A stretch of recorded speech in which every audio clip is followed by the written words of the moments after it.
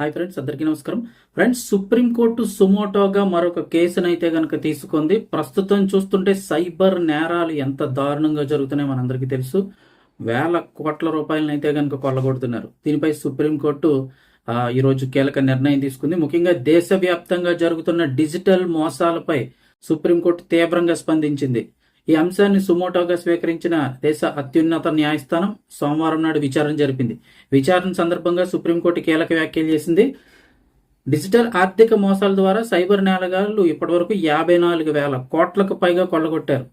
54,000 కోట్లు ఇంకా ఎక్కువే కొల్లగొట్టారట. ఇది ముమ్మాటికి దోపిడీ అని సుప్రీంకోర్టు పేర్కొంది.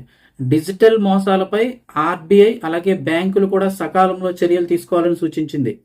డిజిటల్ ఆర్థిక మోసాల్లో బ్యాంక్ అధికారుల నిర్లక్ష్యం కూడా లేకపోలేదని స్పష్టం చేసింది. అంటే కొంతమంది తెలియక చదువుకోవడం కొంచెం ఇబ్బందుల్లో ఉండి మామూలుగా ఏంటి లింక్స్ వస్తున్నాయి ఏంటో నాలెడ్జ్ లేక కొంతమంది మోసపోతారు, కొంతమంది అత్యాశతో మోసపోతారు. అలా కాకుండా కొన్ని బ్యాంకులు కూడా బ్యాంకుల అధికారుల నిర్లక్ష్యం కూడా ఉందని చెప్పేసి సుప్రీంకోర్టు స్పష్టం చేసింది. డిజిటల్ మోసాలను సమర్థవంతంగా ఎదుర్కొనేందుకు ఆయా ప్రభుత్వ సంస్థలు 4 వారాల్లోగా ఒక ముసాయిదా ఒప్పందాన్ని రూపొందించాలని ఆదేశించింది. విదేశాల్లో ఉంటూ మోసాలకు పాల్పడుతున్న నేరస్తులను పట్టుకునేందుకు ఇంటర్పోల్ సాయం తీసుకోండి తప్ప వదలవద్దని చెప్పేసి సుప్రీంకోర్టు అయితే చెప్పింది. ఇటీవల విచారణలో కూడా ఇంటర్పోల్ సాయం తీసుకునైనా విదేశాల్లో ఉన్న వాళ్ళని వెంటనే పట్టుకోవాలని చెప్పేసి సుప్రీంకోర్టు ఆదేశాలు జారీ చేసింది. సో దేశవ్యాప్తంగా చూస్తే ఇప్పటికీ 54,000 కోట్లకు పైగా ఈ యొక్క సైబర్ నేరగాళ్ళు అయితే కనుక మన దేశం నుంచి కొల్లగొట్టిన ధనం ఇది.